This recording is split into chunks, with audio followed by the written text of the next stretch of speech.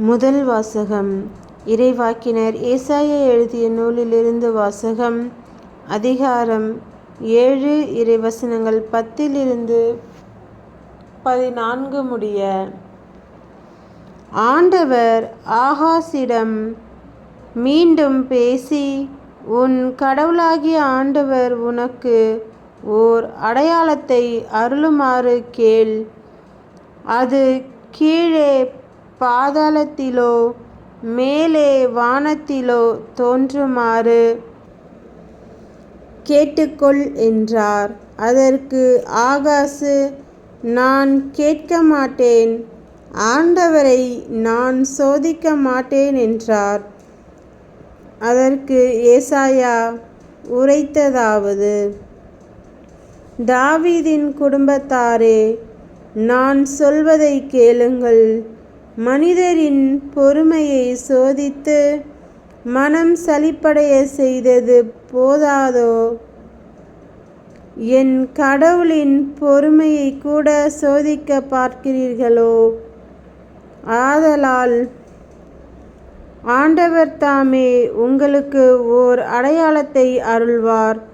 இதோ, கருவுற்றிருக்கும் அந்த இளம்பெண் ஓர் ஆண்மகவை பெற்றெடுப்பார்.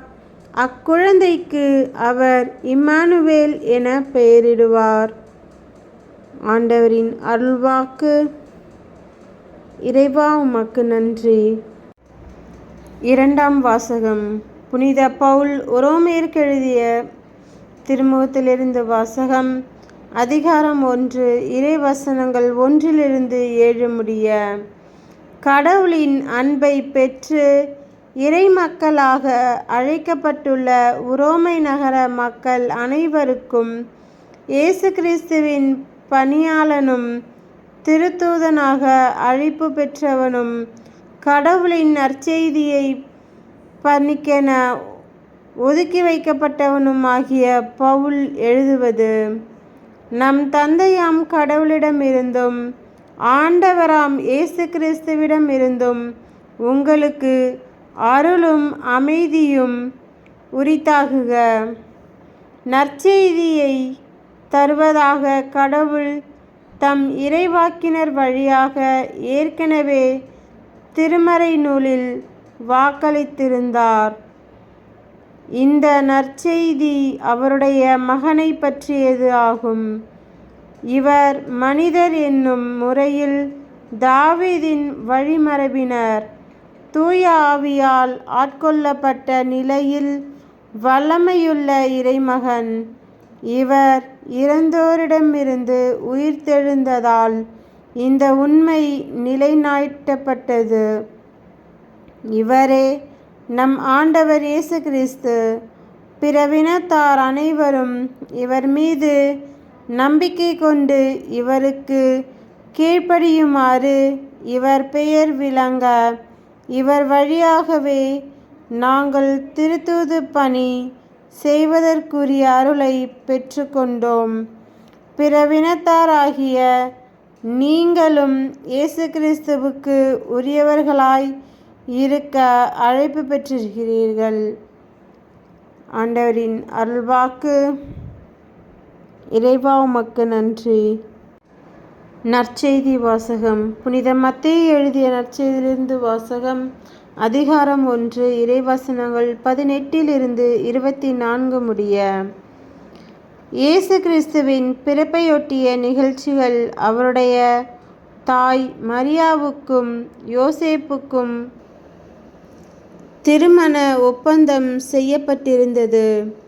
அவர்கள் கூடி வாழும் முன் மரியா தூய ஆவியால் கருவுற்றிருந்தது தெரிய வந்தது. அவருடைய கணவர் யோசேப்பு நேர்மையாளர். அவர் மரியாவை இகழ்ச்சிக்கு உள்ளாக்க விரும்பாமல் மறைவாக விலக்கிவிட திட்டமிட்டார். அவர் இவ்வாறு சிந்தித்து கொண்டிருக்கும் போது ஆண்டவரின் தூதர் அவருக்கு கனவில் தோன்றி, யோசேப்பே, தாவீதின் மகனே, உன் மனைவி மரியாவை ஏற்றுக்கொள்ள அஞ்ச வேண்டாம். ஏனெனில் அவர் கருவுற்றிருப்பது தூய ஆவியால்தான். அவர் ஒரு மகனை பெற்றெடுப்பார். அவருக்கு இயேசு என பெயரிடுவீர்.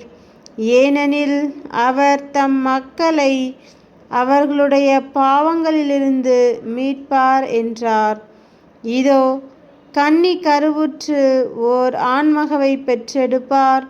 அக்குழந்தைக்கு இம்மானுவேல் என பெயரிடுவர் என்று இறைவாக்கினர் வாயிலாக ஆண்டவர் உரைத்தது நிறைவேறவே இவை யாவும் நிகழ்ந்தன.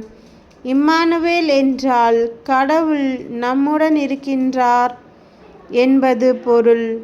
யோசேப்பு தூக்கத்திலிருந்து விழித்தெழுந்து ஆண்டவரின் தூதர் தமக்கு பணித்தவாறே தம் மனைவியை ஏற்றுக்கொண்டார். கிறிஸ்துவின் நற்செய்தி. கிறிஸ்துவே உமக்கு புகழ்.